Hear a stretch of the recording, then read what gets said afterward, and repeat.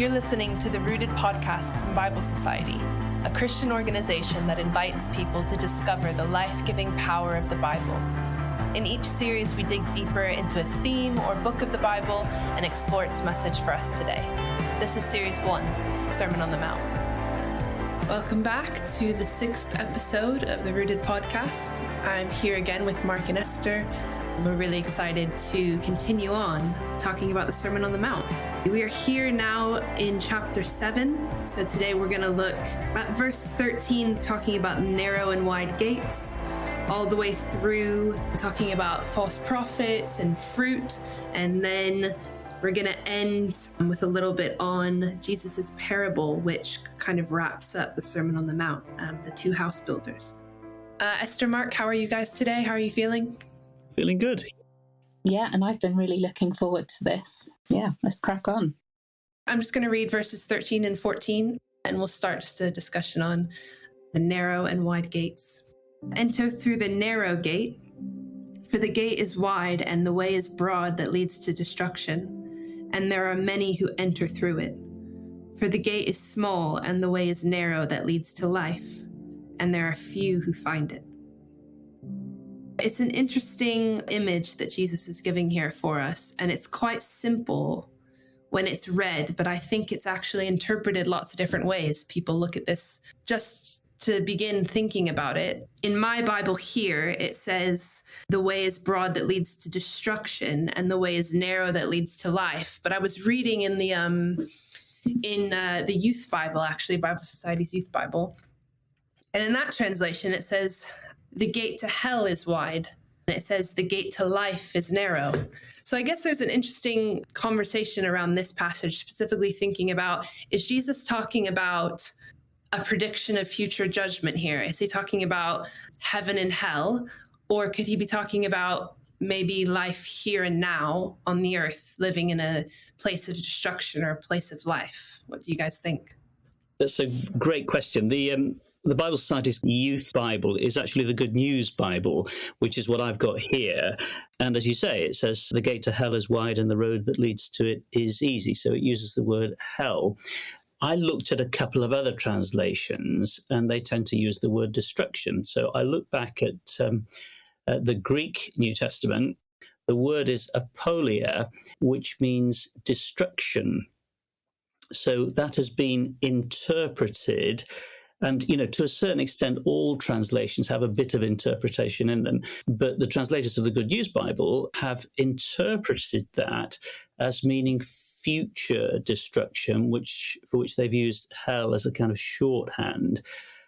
I am not a translation expert. My Greek is a bit rudimentary, but I wonder if that is the most helpful way to translate it. No, I'm just going to go out on a limb here, and I'm going to say I don't think that's the most helpful way to translate it, because hell, it kind of brings all sorts of other associations with it. It opens up a whole different theological landscape, arena, whatever you call it. So I think we should be talking about destruction, actually. Yeah, I think so too, and I think it's more appropriate to be thinking that Jesus would be talking about life here on earth, because he's in the middle of giving us teachings of how we should live on the earth. It makes sense that he would say, if you follow these ways, which are the narrow ways, you will live a life on earth that is full of life. I mean, it's easy for us to see the way of destruction. You can just look around and you can see it. You can see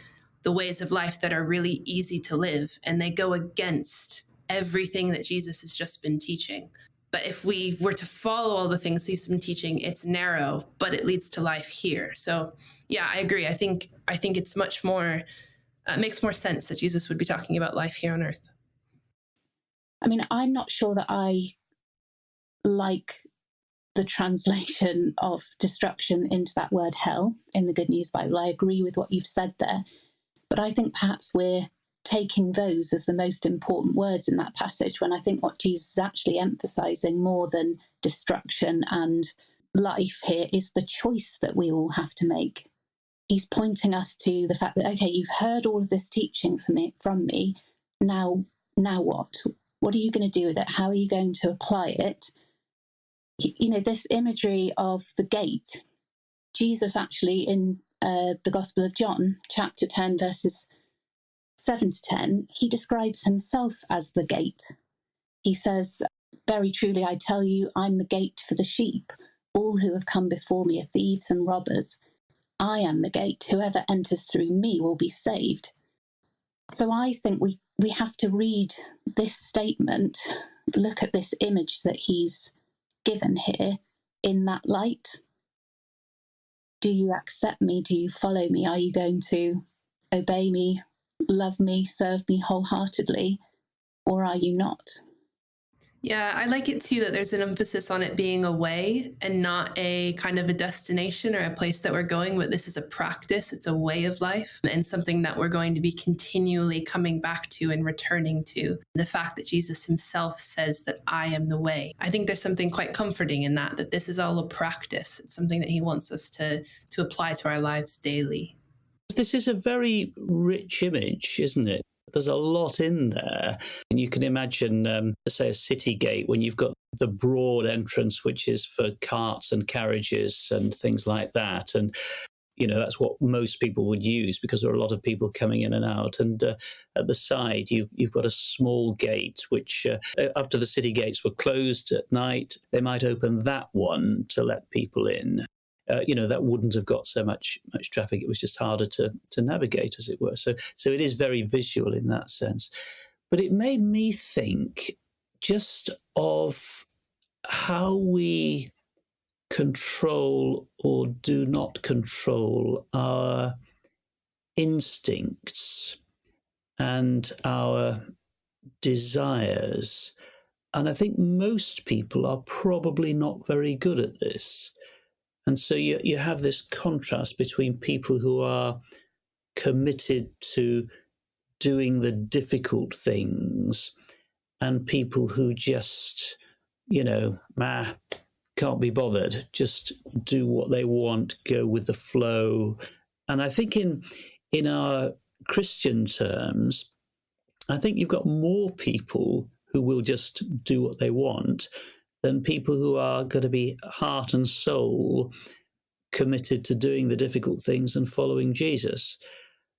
And I think that's true within the church as well as outside the church, actually.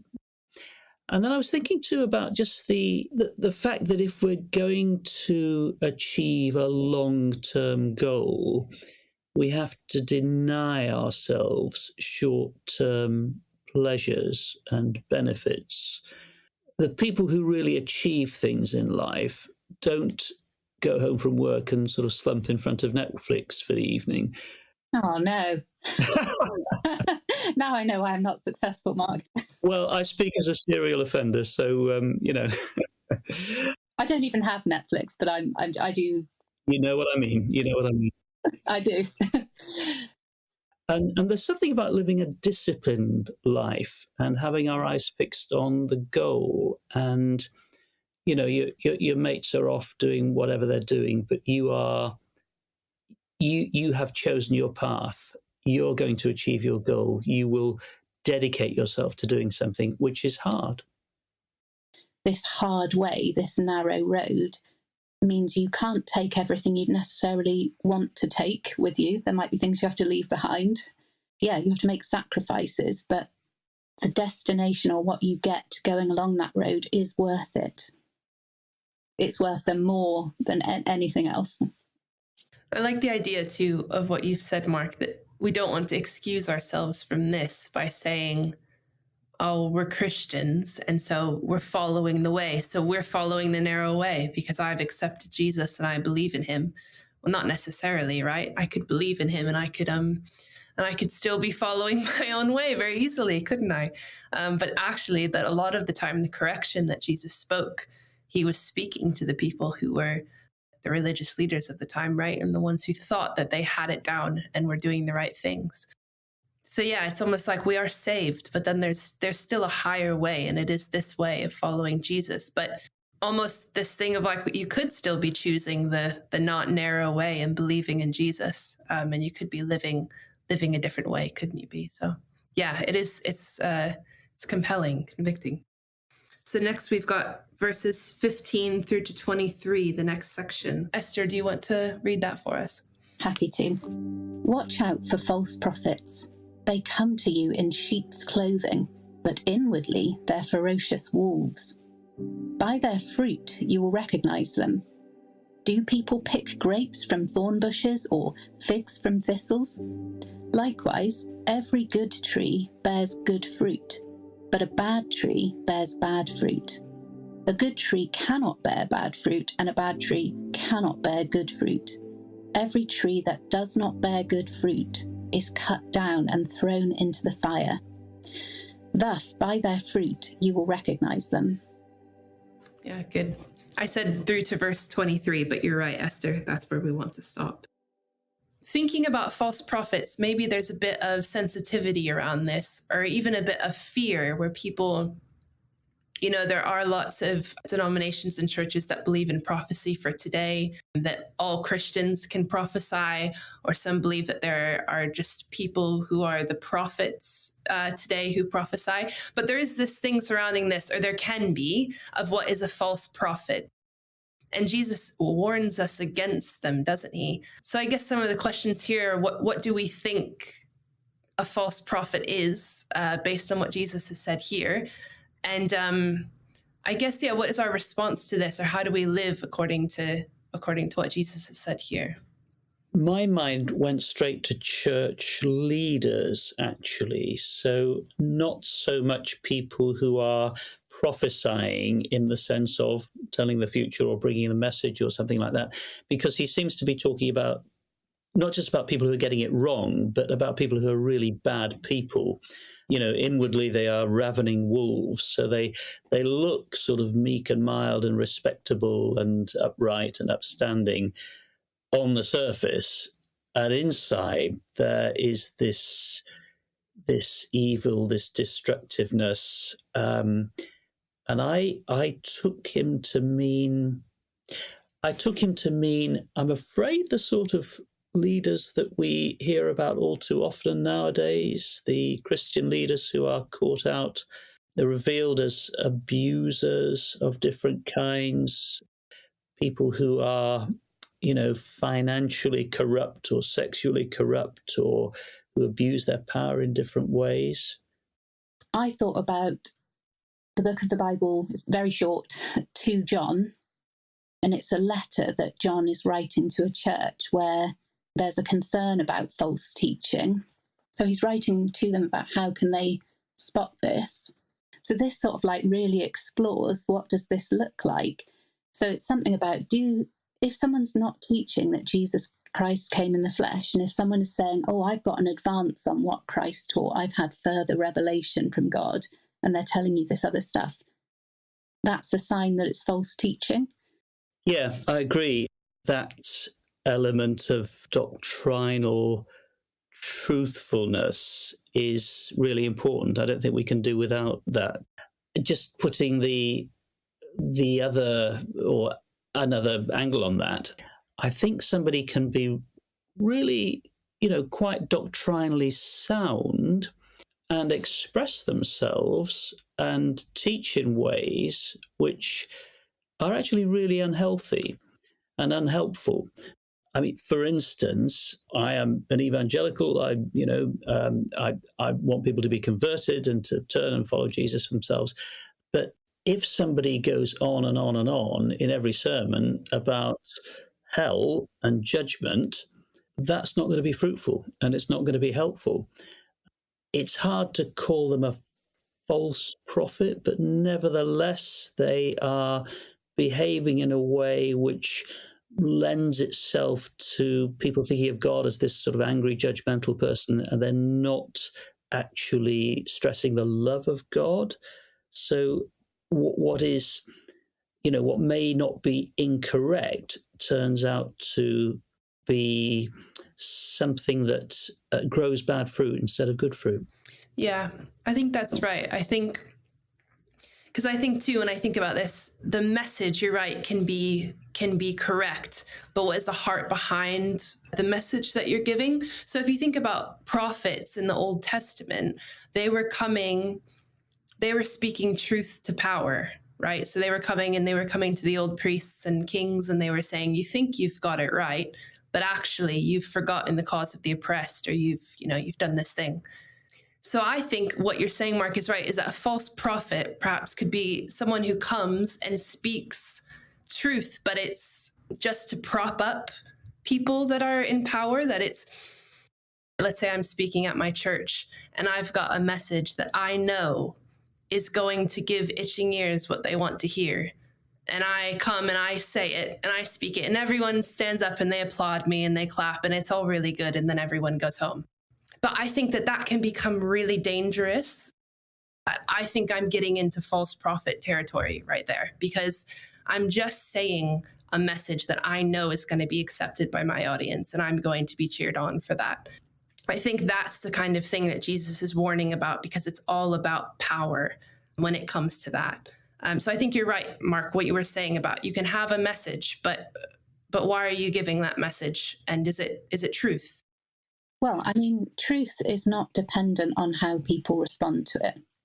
Some people love to hear the truth, and some people hate to hear the truth because it goes against what they want to do. So truth, it's not so much how people respond, but what you were saying, Mark, about how we might give a message of truth in an unloving way, well, that clearly isn't in keeping with the fruits of the Spirit, which is what this passage tells us to look for.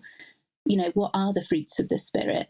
Love, joy, peace, forbearance, kindness, goodness, faithfulness, gentleness, and self-control. So if we've got the truth bit right, but we're not being loving and we're not, seeking joy, peace, and all of those other things, then there's still something off. For me, it really illustrates the responsibility that lies on a church leader, actually. I mean, certainly if I am preparing a sermon, even after all these years, I feel such a responsibility on myself to be, to kind of take myself out of the I mean, obviously you speak from the heart and all that sort of thing, but I can't bring my own prejudices into it. I can't bring my own, my own feelings even about what a congregation needs to hear. So that I think there's a huge responsibility on us to act with integrity when it comes to these things. But there's also the responsibility on us in the congregation in these days, where you can go and listen to all kinds of people on YouTube and in podcasts and things, to be discerning about what we're listening to. And this is why there's nothing really simple about this. It's easy to imagine that anybody who doesn't say what you think is right, or who doesn't toe a particular party line, is a false prophet. So a false prophet ends up being anybody that you disagree with. And that's not healthy either, I think. And I absolutely agree with you, Esther, as well as there being a responsibility for the teacher, for the preacher, there is also a responsibility for the congregation too. But part of that responsibility is to have a sense of openness and trust and a receptiveness, so that if somebody is saying something that might not have occurred to them before, if they're making them see things in a different way, then the attitude just isn't automatic rejection, but the attitude is, well, maybe this person is saying something that I need to hear. Maybe God is speaking through this person. Maybe I'm being taught something and my mind and my heart is expanding in a way that I need to consider. Having discernment isn't about being suspicious about everything, but it's just weighing everything, isn't it? Which is a bit more of a neutral term. Yeah. I think it's interesting too, the conversation around fruit, because I think it's not always the easiest for us to discern what is good fruit. What do we think? So I think a lot of the times I've heard different leaders that I've been around think that good fruit means that their church is filled. Good fruit means that they have a big following. And I'm not saying that any of those aren't necessarily good fruit, but I'd be interested to know what you guys think about this, because I think this is important. If Jesus is saying, you'll know whether someone is genuine here by their fruit, And Esther, you've touched on this. You've said the fruits of the Spirit. So maybe we're saying what's the fruit that's coming out of their life. But if we're talking about actions and fruit that comes from people's actions, then what is the fruit that we're talking about? Do you mind if I just respond to what you were saying about churches and when people are like, oh, well, we've got so many people in our church, people are coming, we must be doing something right, that kind of thinking. It just instantly makes me think of the letters to the churches at the beginning of Revelation. In chapter 3, like, to the church in Sardis, I know your works. You have the reputation of being alive, but you're dead. Later, to the church in Laodicea, he says, I know your works. You're neither cold nor hot. So it's this idea that a church could look really successful and think we must be doing something right. But maybe the Spirit would be saying to them, no, you're dead, spiritually dead, and you think that you're rich, but actually, no, you're not. And just because you've got all these people, that's not the sign that you're following me necessarily. So, yeah, completely agree with you there. I think it can be really helpful for a church to just think together about what good fruit actually looks like. We've got the list in Galatians, but then what does that look like in a particular context? I suppose for me, at the root of it is the idea that people are better because of their faith in God, that they're kinder and more generous and more loving to one another, that they start to flourish. They're not lonely. They're able to give. There's a whole bunch of stuff, actually, which on the face of it sounds fairly obvious, but which in the real world is not obvious at all. But there's something about human flourishing, I think, which is certainly there. So I think a lot of the time fruit is, what you've said, Mark, but are people actually beginning to follow the way of Jesus as outlined in the Sermon on the Mount? Are they actually changing their lives and ordering in their lives around the things that Jesus did, the way that he talked and the things he commanded us to do? We're all on a journey as well, aren't we?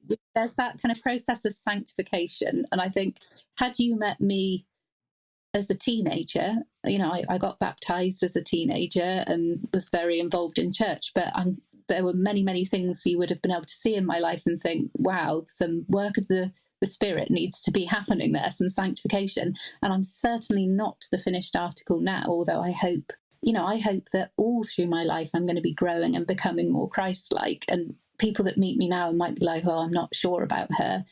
I hope later, or, I hope to just keep in that process of like, yeah, I'm sorry, being able to repent for those places where I fail and grow. Yeah. And this does link back to the teaching again, doesn't it? And the whole false prophets thing, by their fruits you'll know them. Because if people are teaching things or teaching in ways that make people harsh or make people afraid or which maybe draw people away from the Bible, then that is an indication that their ministry is not really of God. Yeah, that's really good. So we're going to take a break now. Before we do, just as a reminder, if you have any questions, you can send them in to us at biblesociety.org.uk/rooted questions. And we'll answer as many of those as we can in our Q&A episode at the end of this series. All right, should we go to this last portion here? We've got verses 21 through 23. Mark, could you read those for us? Sure. I've got the Good News Bible here. Not everyone who calls me Lord, Lord will enter the kingdom of heaven, but only those who do what my Father in heaven wants them to do. When judgment day comes, many will say to me, Lord, Lord, in your name we spoke God's message. By your name we drove out many demons and performed many miracles. Then I will say to them, I never knew you. Get away from me, you wicked people. It's like the least comforting way to end your sermon is this. Sometimes it's good to be in discomfort if it reveals something to us. Yeah, I actually love that about Jesus, and I love that about his teachings. There's so many times when he says something that's very discomforting and challenging. Even like I think about the rich young ruler. It says he went away very sad after Jesus had told him, but that's what he needed to hear, wasn't it? He needed to be challenged by Jesus. I love that he does this.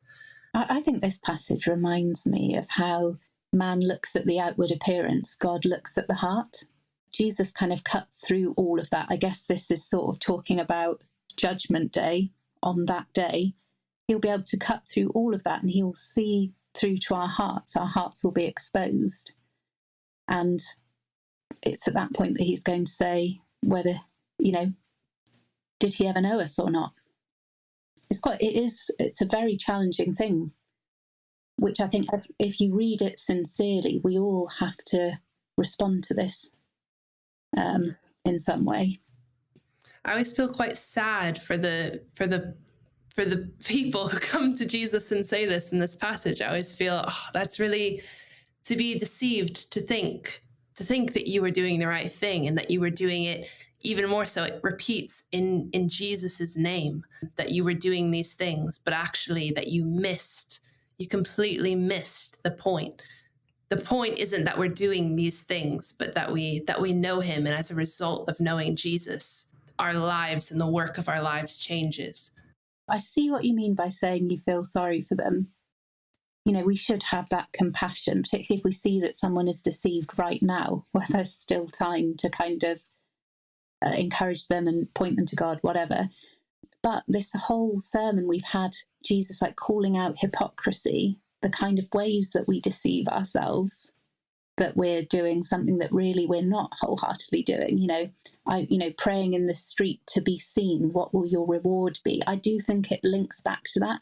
I don't think this is necessarily these poor suckers who completely were confident they were always doing the right thing. I think there would have been an opportunity for them to see that they were not doing this from the right heart. So I don't think it's Jesus turning around and kind of saying, it's not cruel. I think you're very kind-hearted, Noel, because you're feeling sorry for a wolf there, and I'm not sure we should feel sorry for wolves. I think they are, they are wild, destructive people. So this is one of the occasions where the headings that a lot of Bibles put into these blocks of text, as they would have been, I think they can be a bit misleading. So we've got a tree and its fruit, which is one section in the Good News Bible. I think it's the same in the New International Version, isn't it? No, it's true and false prophets and then true and false disciples. Okay, right. But it does distinguish, doesn't it, between these two sections? Yes, yeah, absolutely. And I'm not sure that's really helpful. I think that these bits belong together. So be on your guard against false prophets. And they are the ones, it seems to me, who say, Lord, Lord, in your name we spoke God's message, etc., etc. So it's actually, perhaps, arguably, the same audience. It's the same section it's talking about. So you're reading this more as they're using these things as an excuse to say to Jesus, oh, but we did all of these things. Look. Yeah, that makes sense. Yeah. So I remember as a kid reading this verse and being quite scared of it and thinking, oh my goodness, what if this happens to me? The idea that we would be bringing this back to the passage right before it, I actually think would be comforting for a lot of Christians reading this. I was recently in a talk on just a teaching on hell that was being given. And one of the first questions, someone raised their hand and they asked about this passage. And they said, how do I know that this wouldn't be me on that day? So I think it's really good at kind of dispelling that fear that might come along with this passage, that people would finally get to Jesus and he would say, I didn't know you. But I do still think that it's good to be thinking to ourselves as well. Do I know Jesus? Am I doing the works and doing the things that he's asked me to do without actually knowing him personally, without actually spending any time with him or talking to him about things? Am I the same as this passage, as these people in this passage? Yeah, I think that's a really good point, Noel, actually. And the thing that it makes me think about is just back in that previous section again about the fruit, speaking God's message, casting out demons, performing miracles. They are not the fruit. The fruit is something different entirely, and that's what we're all going to be judged by. So all this flashy, showy stuff is not really relevant, I think Jesus is saying. Yeah, and, I too, Noelle, have kind of felt maybe at certain times that anxiety. What if I'm not wholehearted? But something that really encourages me when I'm feeling that anxiety is to pray, inspired by Psalm 139, verses 23-24, where it says, "Search me, God, and know my heart. Test me and know my anxious thoughts. See if there's any offensive way in me and lead me in the way everlasting." And I think that's such a great model of how we can pray when we're feeling anxious about this. Yeah, that's really good. So after this, we move on to the last passage, don't we? Which is Jesus's parable of the two house builders. I'll read it for us, starting in verse 24. "Therefore, everyone who hears these words of mine and acts on them may be compared to a wise man who built his house on the rock. And the rain fell, and the floods came, and the wind blew and slammed against that house. And yet it did not fall, for it had been founded on the rock. Everyone who hears these words of mine and does not act on them will be like a foolish man who builds his house on the sand. The rain fell, and the floods came, and the winds blew and slammed against that house, and it fell, and great was its fall." This is almost, if we think about it, this is like a summation of what he's been saying, isn't it? Like, here are all of the teachings. Here's what the life of someone who's following me, this is what it's going to look like. This is what my kingdom on earth is going to look like. And if you build your life on these things, you will be strong.